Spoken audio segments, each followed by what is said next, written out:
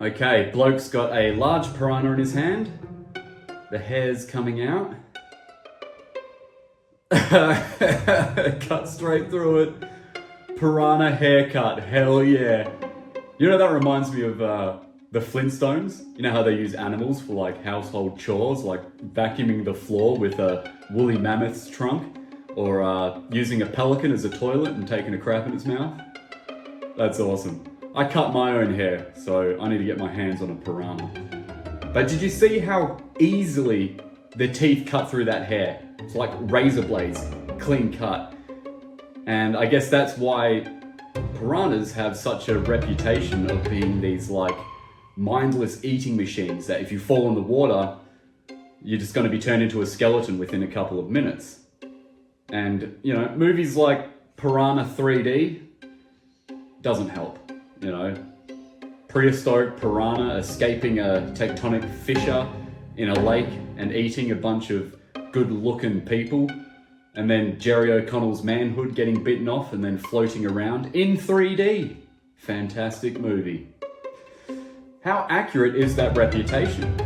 Would you just get stripped into a skeleton if you're in the water with them? Let's have a look. This is Jeremy Wade from River Monsters. Such a good show. I love Jeremy Wade. I love River Monsters.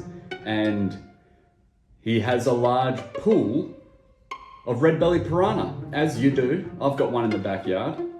And he's adding blood to the water now, seeing if he can evoke some kind of feeding response within these piranha. Okay, there's the meat going in.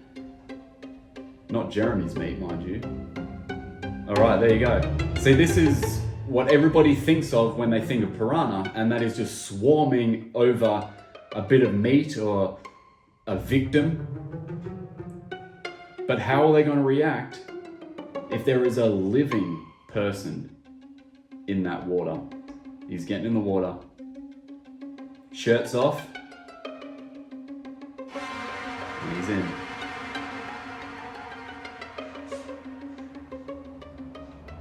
It's like looking at a different group of fish. They're just not bothered by him at all. Nothing, no reaction. I loved filming this episode. Just the imagery, where we were in the jungle. I mean, look at that aquarium full of piranha. It's so cool. And it's my turn to get bitten. Now, because they weren't responding to any of the blood we put on our hands, on our arms, in the water, nothing, we had to take them out of the water to get them to bite us, which isn't really practical, but people, when they catch them, do have to unhook them from their fishing rods and will get bitten out of the water by them.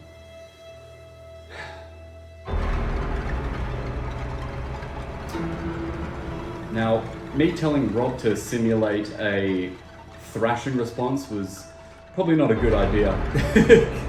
Because you watch. Look at him shaking it around to simulate that thrashing. And it doesn't feel nice, I tell you. It's like cutting yourself with a steak knife. Now you can see I've got multiple bites all the way from my hand down my arm. It's because we did multiple bites from them. They've only got a certain amount of time in a TV show to show you one bite, but we took about 3. The teeth are so sharp, they're like razor blades. You don't actually feel the cut. It's such a clean cut, like if you get cut by glass, like you don't know until you see the blood. Although I felt it when Rob was obviously thrashing it, because then it was like soaring into me. But basically you just feel the pressure of the bite, and then the water works happen. Good bite, good bite. What you didn't see on the show was the fact that we had a whole aquarium full of piranha, and piranha are a staple food source for a lot of people in South America, especially in Amazonia. We decided we can't insult the locals that are helping us out by releasing the piranha. Let's have a feast. And we did. We cooked up the piranha and ate them.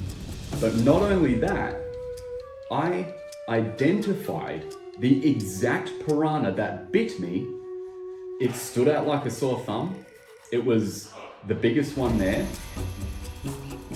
And I decided, hey, who better to eat the piranha that bit me than me? And I tell you what, it tasted bloody good. There was some essence of thorn in its meat. Thorn flavor. And it tasted pretty damn good. Actually, it tasted like junk food. So what's that saying about me? Well, you are what you eat, I guess. And apparently I'm junky. But man, it was good. I got that bit of flesh back. It's on the auto-cannibalism. Second-hand cannibalism, right? I don't know. You do the math on that. Anyway, do piranhas deserve the reputation of being mindless eating machines that will just eat anything that falls in the water? No. And you just saw that on this video. 3 different people, all trying to evoke that feeding response, and it just didn't happen. Now, does that mean that it never happens? No. So it's not like they're harmless. They're by no means harmless. They will also attack people and bite people if they're defending their young or their eggs. Then they will give you a nip to tell you to piss off. But the only other reason why they would consume and strip a human being, kill a human being in that manner, would be under extreme circumstances, like the dry season. The water levels are low, they get stranded in large amounts in small bodies of water. Food is limited, so they get desperate, and if you are unlucky enough to fall into that pool, then yeah, they probably will tear you to shreds, and you'll come out looking like a skeleton. Or at least someone that's